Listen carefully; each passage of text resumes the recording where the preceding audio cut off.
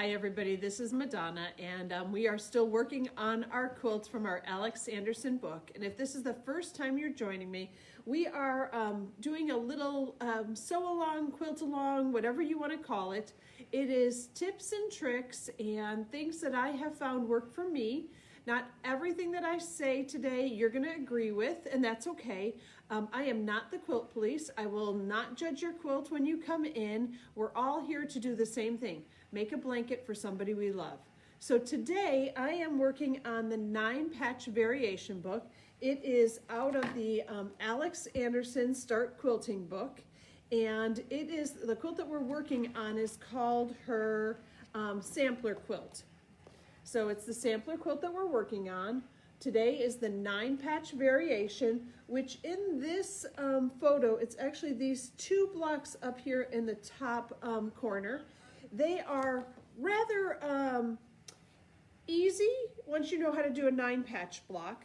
They're a little bit more difficult because we're working with smaller pieces of fabric. So it does get a little bit trickier when you're doing smaller things because you have to be much more accurate.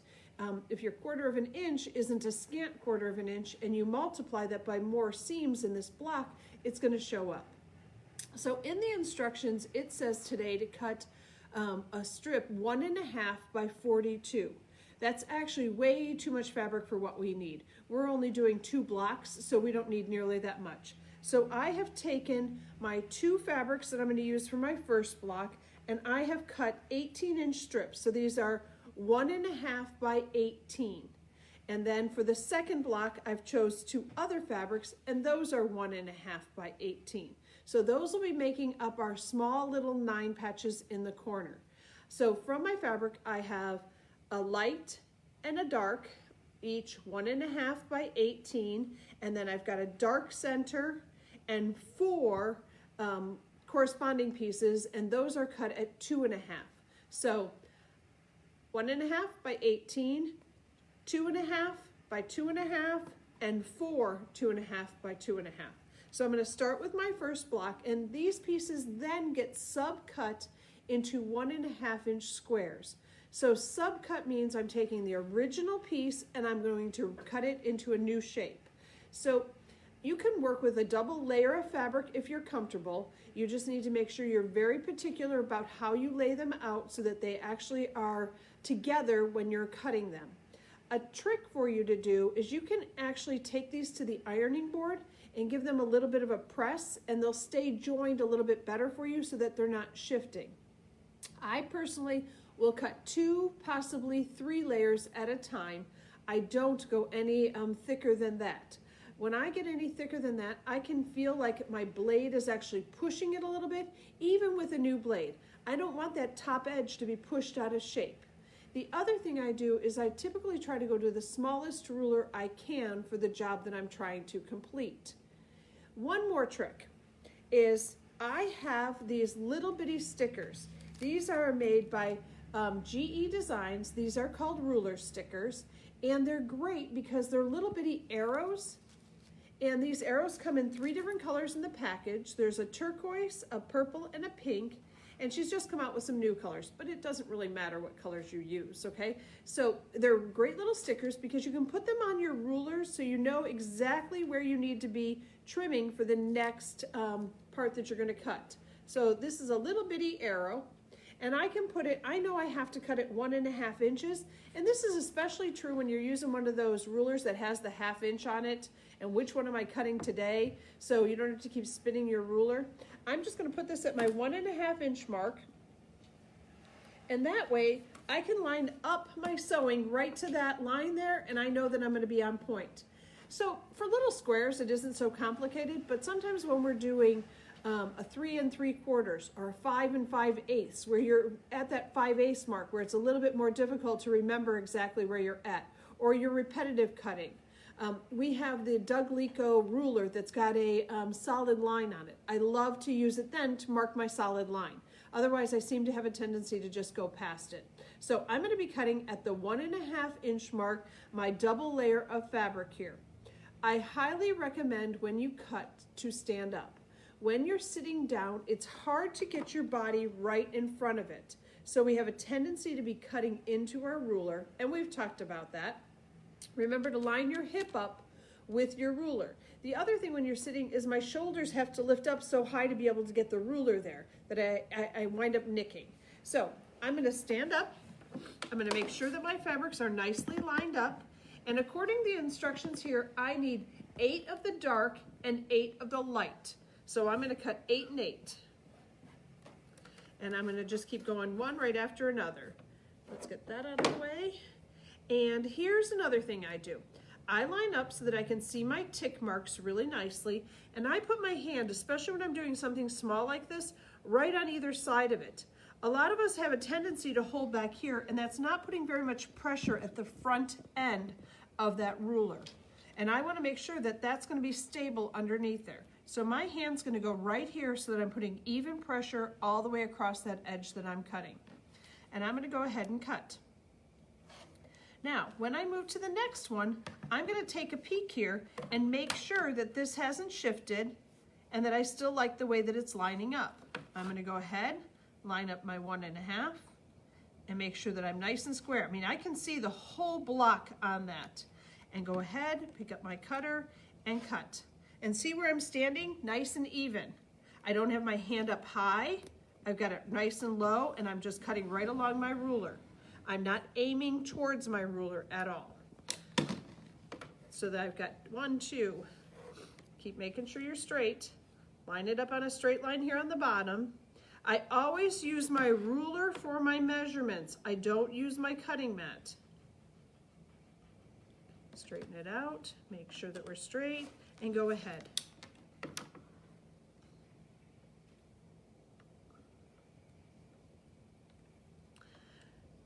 Do I see some happy people out there? I'd love to see some likes. I'd love to see some hearts. Do we have a couple people joining us already this morning, Deanna? Yeah. It is still morning, isn't it? Yes. Well, just passed. We're Just at passed? 12:06. Okay. But it's been a good day so far. Yes.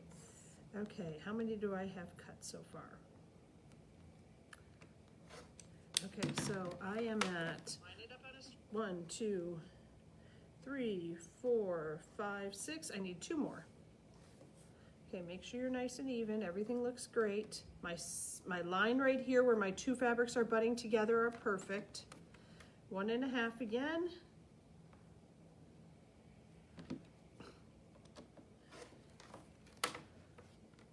And one last one. Now here's where it becomes complicated for me. Probably not for you, but if you watched last week, you could see that I was having a little bit of operator error laying out a 9 patch. It was one of those kind of days. So the thing about this 9 patch and the variation is that the center square is going to be our focus fabric. So we need to have our small little 9 patches, or 4 patches out in the corner, sorry, 4 patches out in the corner work out correctly so that we get that line going. So I'm going to lay this all out again. So I'm going to do a 4 patch, and then I need to lay the opposite one right here. I will have my center block. I'm going to do a 4 patch again, but this time I want my dark one right next to my corner so you can see it's like a mirror of that one. And a 4 patch.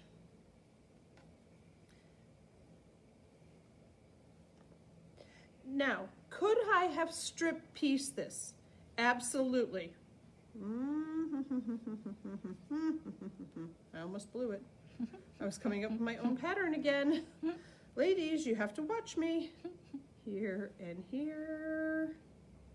When you say Yes. strip piecing, somebody was asking, could we sew the 2 strips together and then cut 1 1/2 inch sections for those corner pieces? Correct. So that's strip piecing, okay? So strip piecing would have been, I would sew this whole thing together and then subcut it into 1 1/2 inch lengths. And this works out just fine because it would be an A, a B, an A, and a B. The thing that this is good for is speed, absolutely. But we're trying to work at getting better at our precision, and you're going to see your precision much better by doing it this way. So what we need to do is we're going to sew a blue to a white, a blue to a white, a blue to a white, and we're going to chain piece those. In the other spots here, we're going to be putting our light color again. And that's how easy this is. Look at how fast our 9-piece variation goes together. So 1, 2, 3, 1, 2, 3, 1, 2, 3, 1, 2, 3. So we should have 3 blocks making up every unit of this. Okay, so it's always going to be blue to white, blue to white, blue to white. Okay, so I can pick up all of these and take them to the sewing machine, and I'm going to put all of my blues on top. So I really didn't have to take those apart, guys, but I wanted you to be able to see how it would lay out. And I'm going to get sewing on these. And here at Mad Bees, we don't have time-elapsed cameras, so you're going to have to watch me sew the whole thing. Someday, maybe. Someday. But right now, you get to be tortured by me, and that's okay. I hope, and I did not check, I hope there's enough bobbin. I think I wound one yesterday for class. We'll find out shortly, won't we? So here's the other thing. Right now, I can also take a blue to a white to the sewing machine with me at the same time, because I might as well get one section of that sewn together. So I'm going to line those up really nicely. If I'm worried about them shifting at all, I'm going to absolutely put a pin in them. The other thing that's really trending now on YouTube is actually gluing them together. Roxanne's makes a really fine glue, and you can put that where your 1/4 inch is, and that way you know that they're going to stay together.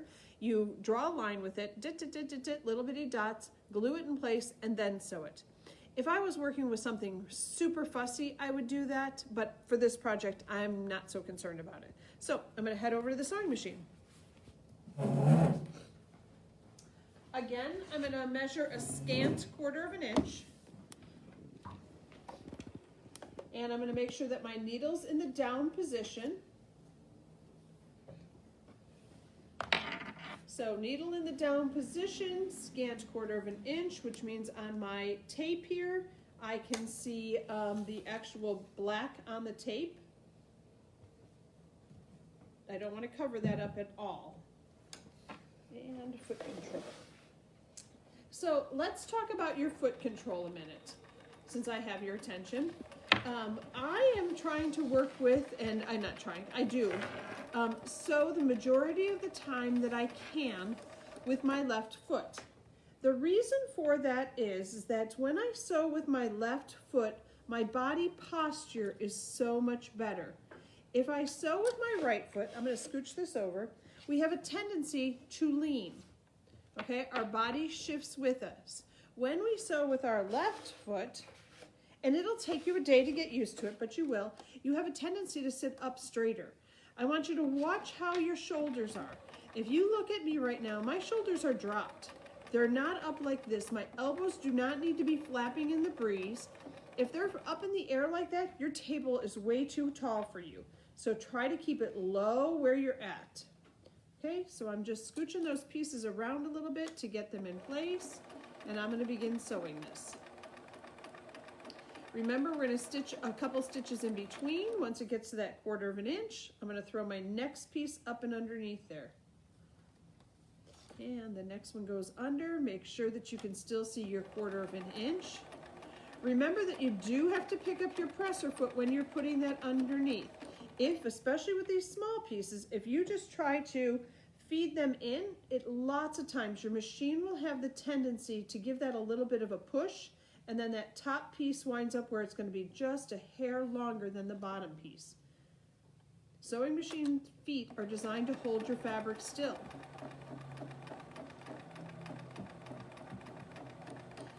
About 6 inches in between, and then we're going to put the next one. So that way we've got really nice chain piecing happening.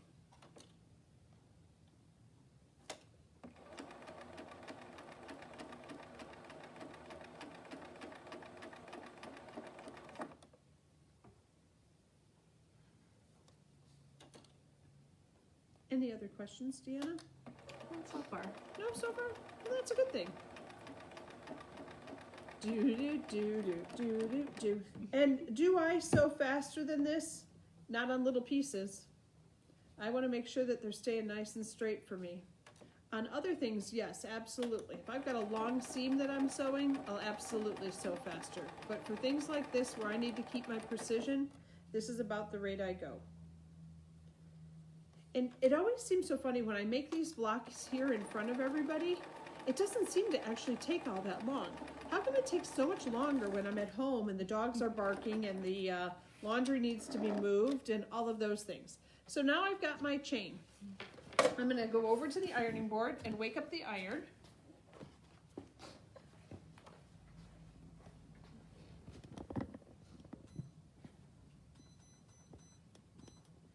There are lots of really fun tools out on the market right now for trimming apart your seams or your leaders in between here. I have one that's a circle that you could actually use an old rotary blade in that works great. Today I just grabbed a pair of scissors. I almost called it a jump stitch like we do in embroidery, but it's not. Get rid of that ugly thread at the very beginning there, and make sure you leave it still at 1/4 of an inch though. You don't want to skin that. Okay, with all of these, I can put them all with the dark side facing up because that's the side that I'm going to press to. If they all go the same way, they're going to nest together really nicely, even on my center. So it's going to be dark side up. I'm going to give it a nice heat up. Then I'm going to take my iron to it and I'm just going to press it open. I am not taking it for a walk. I'm not pulling on anything. I'm not stretching anything. And especially with these little pieces, press it to set it, open it up, press it in place. No pulling on it. Okay, it will press very nicely. Press it to set it, open it up, press it in place.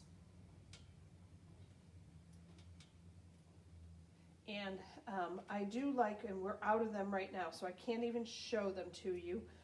There are wool clappers out there, especially for these little pieces.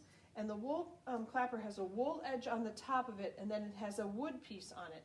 So you can actually set it under the wood, under the wood, and it will keep your shape even flatter for you. Because the longer that that heat can stay in there, the more it'll flatten out.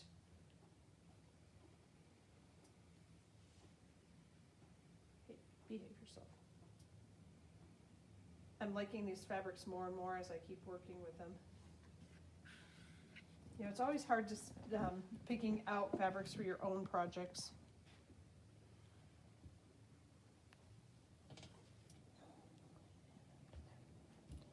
If you use gray thread, it's kind of hard to see where the thread is. And that's it. Okay, so now we're going to go back over to the table and lay these into place.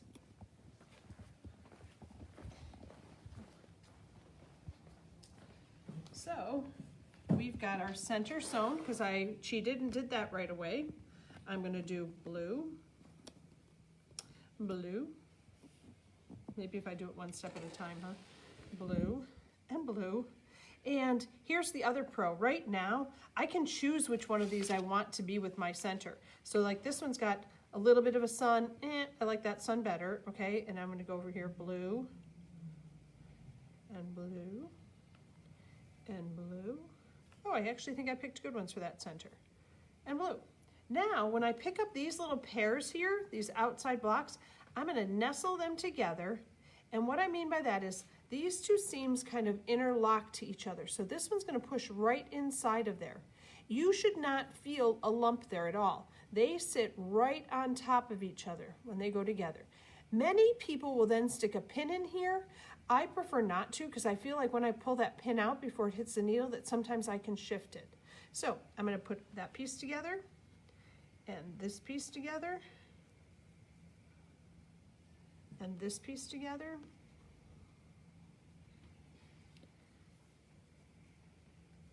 And this piece together. And one more, this piece together. I might as well get a piece of this done. Okay, I'm going to sew on this right-hand side on all 4 of these and on the right-hand side of this.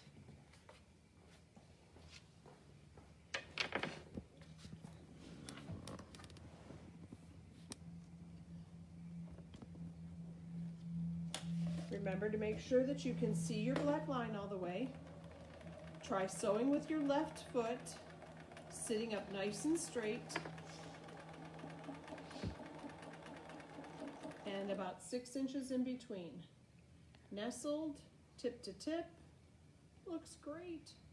Did you know you needed to sew on the right side because of how you flipped those? Correct. If I would have sewn on the left side, it still would have been right. I just wanted that pattern to be a little bit stronger on that side. We're making a 4-patch, so no matter which way you turn it, it's going to fall into the right spot.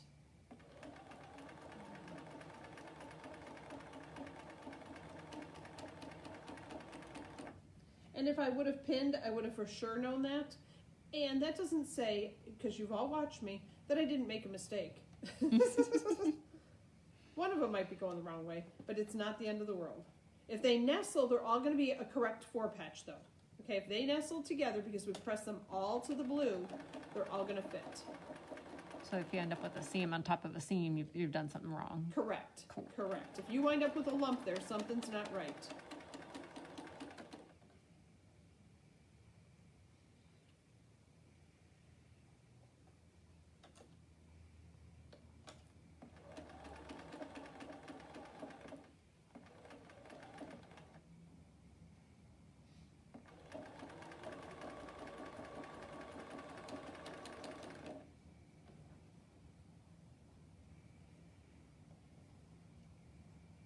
Sewing is definitely a feely game. You'll get used to feeling things with your fingers. It's like, oh yeah, that's how it should feel. Oh, that's how it should look.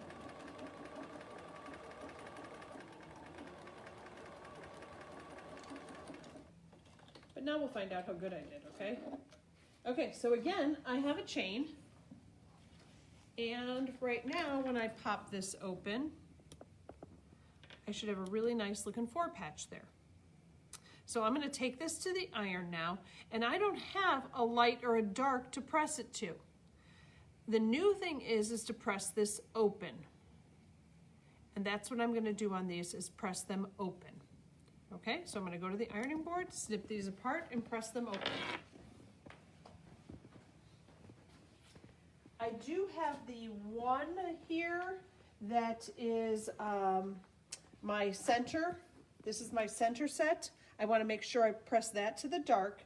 So the easiest way to know which way to make it work is if you put the dark side up, that way you can see it, set it, pick it up, whoops, pick it up and press it. I'm not pulling on it, I'm just pressing it. And I can let that sit there for a second, and then I'm done. Okay, now I've got my little babies here.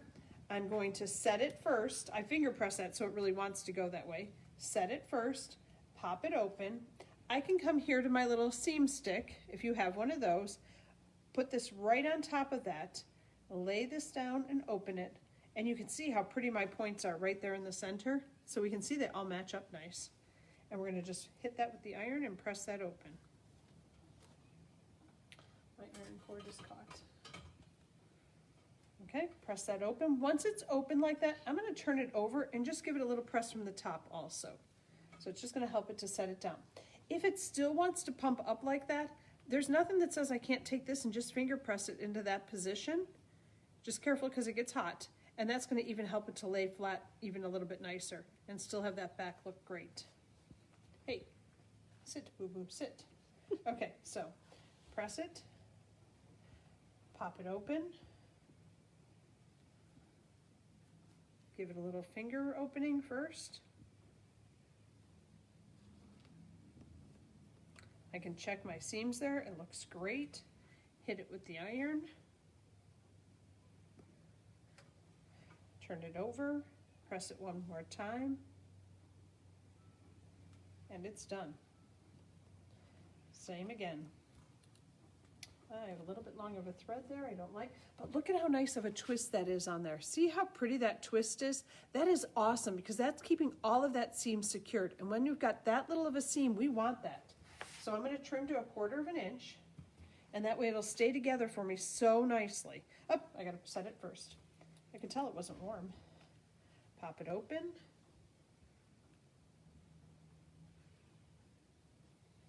Finger it just a little bit. Set it on top. I don't know why we're caught in here. Turn it down. One more little press. These are really wanting to pop. There we go. our block is almost done. Isn't this exciting? We just have a couple more things to sew together.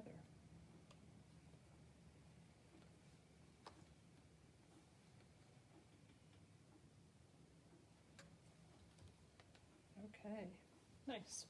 Okay, back to the table, we must go.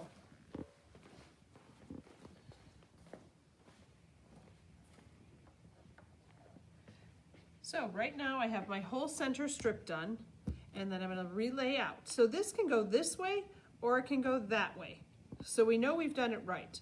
I like more of this flower showing up in the center. So that's what I'm looking at when I'm putting these back into position. And that's just my own personal, it has nothing to do with anything, but that's what I like. So, and we're gonna go with this one. Nope, this way, okay? So there's my 4, let's go that way. There's that. Now we're gonna put the rows together. So I'm gonna come and attach here. So I'm just gonna take this, okay, so I've got basically my 9 patch now. I'm gonna take this one and flip it over, go to the sewing machine and sew, and this one and flip it over. So I'm gonna take 2 pairs over there.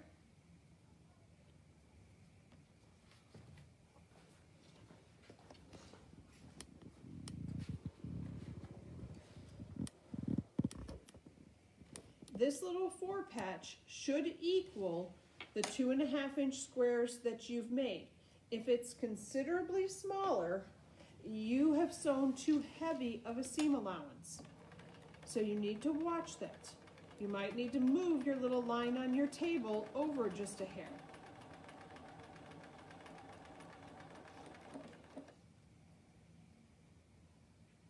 Mine are probably within maybe a 1/16 of an inch. It's in that scant category. So I'm not going to be concerned about it. If it was much more than this, then definitely. So I'm sewing right on the inside of that black line. I would have to even go just a smidge bit less than that.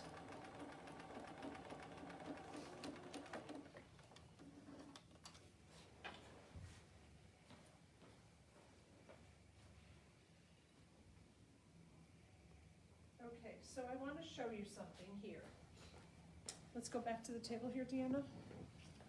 Okay, so right here I'm showing you, I just sewed those blocks together. I have not pressed them, but we can see that they're making our pattern. On this block here, we pressed to the dark. On this press here, if we press to the one that's the light, that would be in the center here, it's not going to nest with the other seam. So there's more dark over here. I'm going to press towards that dark, which means right here, we're going to need a little bit more pressing done, okay? And we're not going to open that up because we want it to nest with this one. So I'm going to press both of these right now to this little 4 patch on the outside. So my 4 patch needs to be on the top. 4 patch on the top, pop it open and press. See? Nice walking, Deanna, nice and steady. 4 patch on the top, pop it open, and press. So we're pressing to that little 4 patch. Whatever's on the top is what we press to. And I'm pressing. I'm not just kind of willy-nilly. I'm putting some chutzpah into it. And there we go, that looks beautiful. Okay, we'll go put those in place. Ooh, that was a little hot.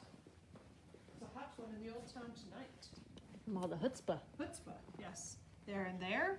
We're gonna grab our last pieces here, here, and here. And sew these 2 into place.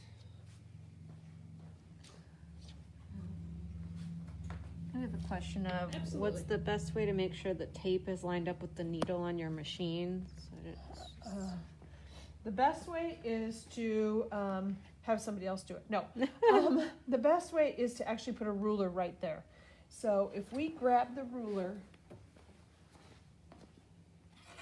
and I would get a littler one, but this is what I have right here. I put it right at my needle, and we've got this line right here. I can line that up so it's straight to it, and then start at the bottom putting my tape on. And it's hard with me trying to hold it. And that way I can get it as straight as I possibly can going into that needle. This tray table had a 0 mark on it, So I was able to use that. Not all of them do, so you'll have to figure out what's the best way for you. There is a small ruler on the table, on the floor here. I can probably go grab one really The fast. perfect seam one? Yes, Yeah, I can I'll grab go that. grab it. Okay, give me 1 second, guys. Hopefully there is one.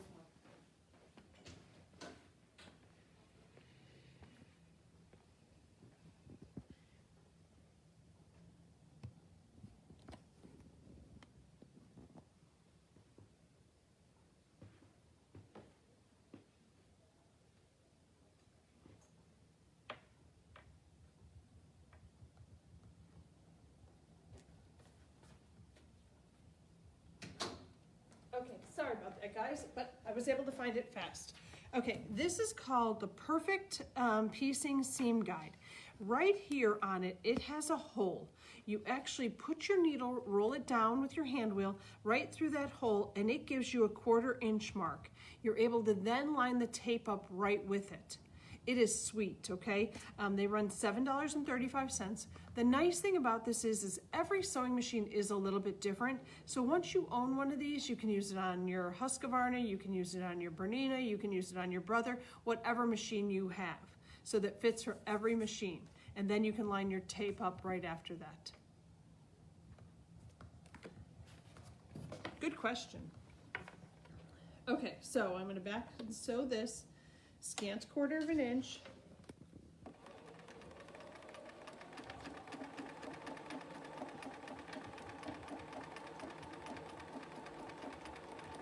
And this one.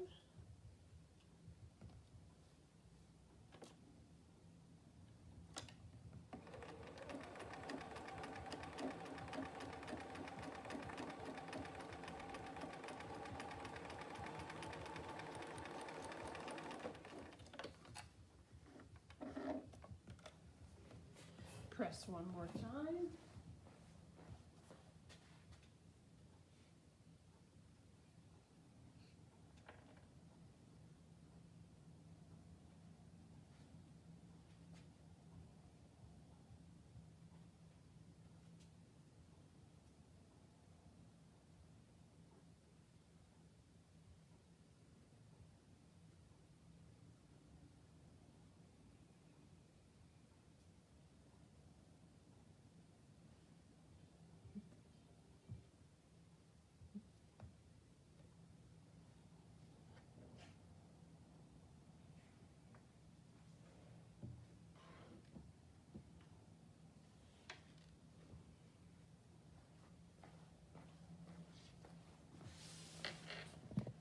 And I'm gonna put together my last set of rows here. This one was popping up a little bit for me, so I'm just using my fingers to help press it down a little bit more. There we go there. And here we go here. We're gonna now rotate this one in. And again, we can nest at the beginning here, line up our ends, line up our middle, line up our second seam. Oh man, that is so sweet. It goes together really nicely. So I'm gonna throw that under the sewing machine.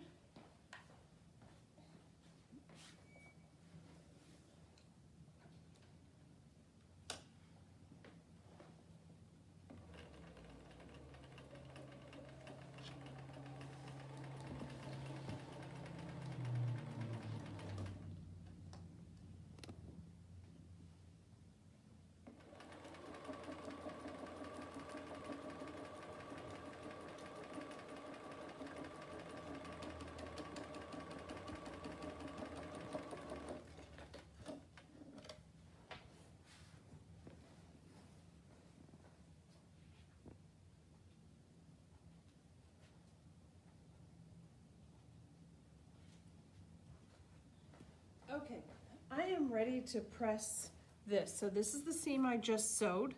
It has my 3 center blocks, and then it has my 4 patches out on the corners here. I lined up and I centered really nicely, everything matched up. But now I'm gonna look at something. I'm going to press, it doesn't matter light or dark, okay? It doesn't matter which way to go, but it does. I'm gonna take it to the one that has the least amount of seams in it. So I have got seam, seam, seam, seam on this side. I only have seam, seam on this side. So I'm gonna take and I'm gonna actually press towards that direction because it's gonna lay flatter for me. The other thing it's going to do is all of a sudden, my center now wants to pop up because it's on top. And that's what I really wanna focus on is this center block. So anytime you press to a direction, it's going to make it stand up just a little bit higher. So I am ready to go press that, and then I'm gonna sew this one on.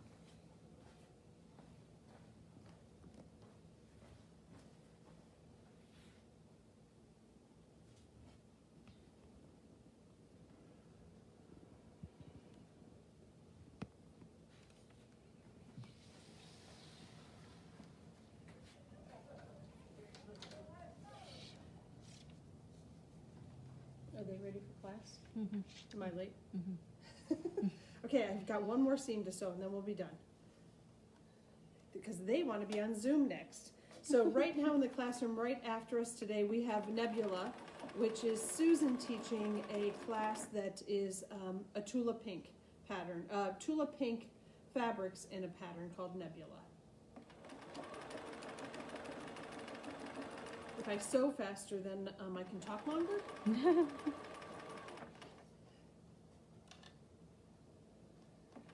This is our version of time lapse. Just go really fast. The MaDonna version. Yes. Okay, so I'm going to press one more time and I'll be done with my block, and I'm totally thrilled with how that turned out. So it's looking great. So figure this is going to go next to one of these blocks, which is going to go next to, oh, where's a rail fence block at? A rail fence block. So we're going to get lots of color variations and things happening. The next time I see you, we will be, oh, you have 2 blocks to do. So you do have a fabrics cut then for your second block.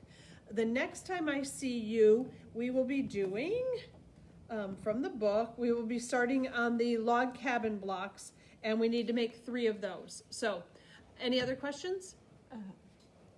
No questions, but if they do want to do an in-person beginning class, that is starting on March 2nd. Okay, so March 2nd, Terry will be teaching the beginning quilting class, and that is using this book. And the pro of being in class is Terry can help you to look at habits that you have, help you to get better instruction, because one-on-one instruction definitely is better than me troubleshooting over the internet. And it's good social, meeting other women who are at the same stage as you in the quilting process. So please join us for that. Terry, again, is the instructor. It starts March 2nd. It's a 4-part class. And every week you'll get some homework, and I think it's a great value. So that's what I have for today. It was good to see everybody again, and hopefully I'll see you again next Monday. Don't know what time it'll be, but it will be. And remember, you can always watch this on Facebook. Please give us lots of likes and shares. Next week, I think we have to have a contest. So maybe we'll have to pick a time for next week, but you'll hear about it, so you'll know what's going on. So everybody have a great afternoon, and I will talk to you soon. Bye now.